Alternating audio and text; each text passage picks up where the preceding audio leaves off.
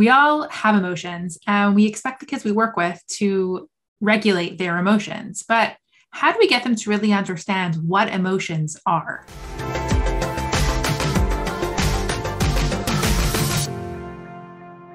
Hi, I'm Shira. And I'm Shayna. And we're behavior analysts that create weekly content about how to teach individuals with autism so that they will make real progress. And we create shareable resources to make your job a little easier. Today's topic is all about teaching kids to identify their emotions. If you want more videos like this, make sure to subscribe and hit the notification bell to stay updated for new video releases. So I have a huge problem with teaching kids emotions.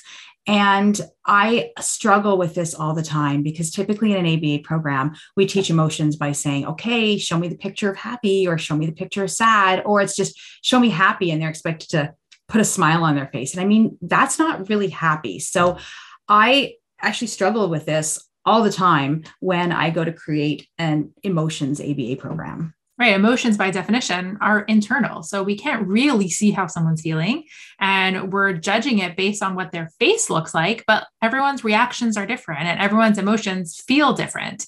And so how is that observable or measurable?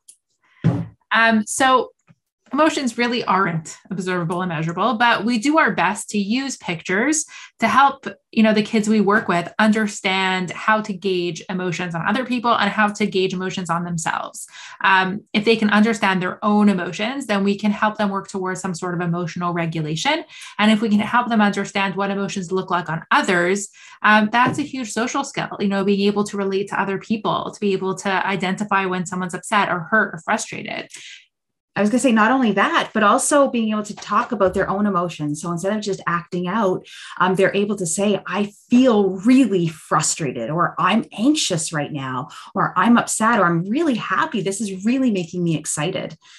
So emotions are very, very important to teach labels of emotions, but also to teach that internal feeling means this. A lot of the kids we work with do have almost like more of the external emotion. Like they don't even realize that they're frustrated until, there's an eruption or an overreaction to something. And so what we're trying to do with teaching them the emotions is that, how like when your body does this, or you feel like you're a volcano about to erupt, that's actually called frustration, or that's actually called confused. And if we can give a label to the emotion, then we can start to help them identify how their own behavior and their feelings are connected, because they are. And it's so key to be able to label those emotions in situ. So when they're actually having those big emotions and we can recognize what those emotions are, give them the label for that. But the problem with that is that many of our kids with autism need hundreds and hundreds and hundreds of trials, before they really conceptualize what something is. And, I'm really hoping that, kids I'm working with aren't having, hundreds of opportunities to be frustrated. That would just be awful.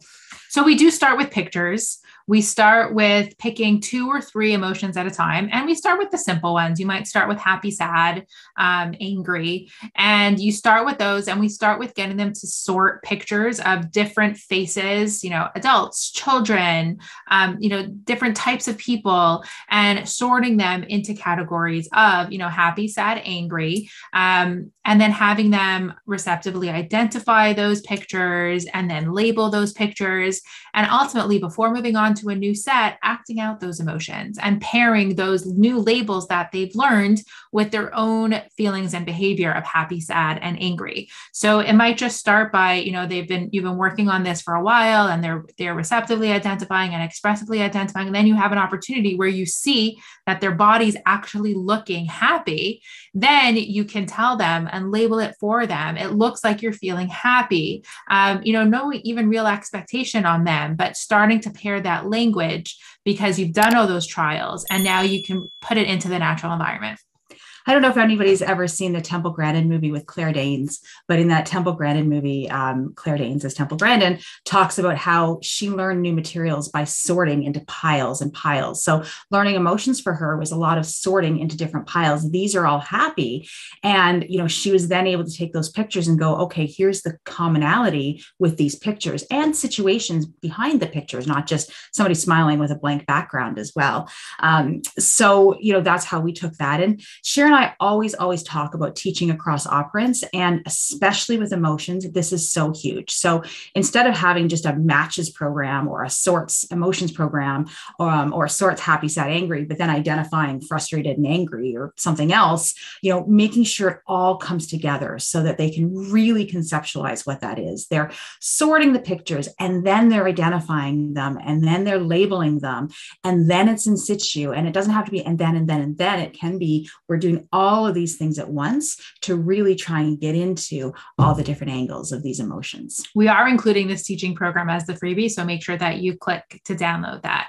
The other thing we recommend is if you can get pictures of the student or of people that they know, that would be ideal. So you could get, cartoon images, you could get stock photos, like those are okay. But if you can get pictures of people that are familiar to them or of themselves showing those emotions with a natural background, with like maybe some context, right? Because emotions don't happen out of context. So getting a picture of, something broken on the floor and someone looking really sad about it, because often we find that you teach emotions, like Sheena said, of like this blank background. And then you're like, okay, so they're making a sad face, but like, what is that related to? And there's no emotions out of context. So getting as natural and familiar pictures as possible and using those to do the sorting and the identification would be really great.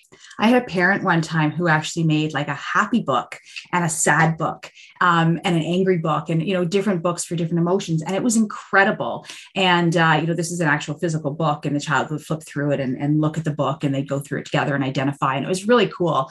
But you can also do that virtually as well. You can do that with an app. You could even do that with just your photos on your phone, because you can make different albums. So you could have, a sad album, as much as we don't want to talk about being sad all the time, a happy album, this album, and you can just continually add to them and have your child flip through that and talk about the emotions that way as well. And think about going beyond the happy, sad, and angry. Though that was the example, but our kids are complex. So you can talk about being frustrated and confused and lonely and helpless and any one of those emotions, excited. As much as, they experience those, they could be taught to label them.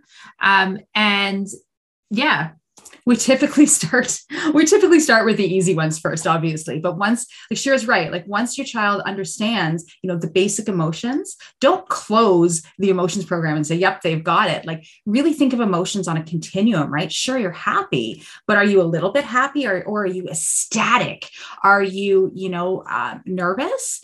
Anxious, frustrated, really frustrated, incredibly upset? Like come up with a whole bunch of terms and, even write them on some type of thermometer, and it goes up and it's a continuum so that kids learn that, there's more than just the word happy or excited. There's a lot of different terminology that you can use for those emotions. And if your child has a lot of language, you could also take it to the next level. They could talk about personal experiences of things that make them feel happy. What are some things that make you feel sad? Or you can look at some pictures and say, why do you think this person is feeling happy? Or why do you think this person is feeling sad? And so building in so many other goals to help them take those emotions to the next level, while also referring to it constantly in their regular day. And that's huge, right? That situational based learning is massive. So, yes, we use pictures to teach, and we use that silly, like, okay, show me happy. And the student has to smile and be sad and all that kind of stuff. But, really, really generalizing it to situations as much as possible is what's really going to hit home of like this feeling inside of me that's not observable, measurable is what they call happy. So click the link in and around this video to get your free emotions teaching program and graph. So for more information on teaching kids to identify their emotions, visit howtoaba.com to claim your free download on teaching emotions. We also encourage you to subscribe to the channel so you don't miss any future videos, and leave a like and comment below if you have further questions.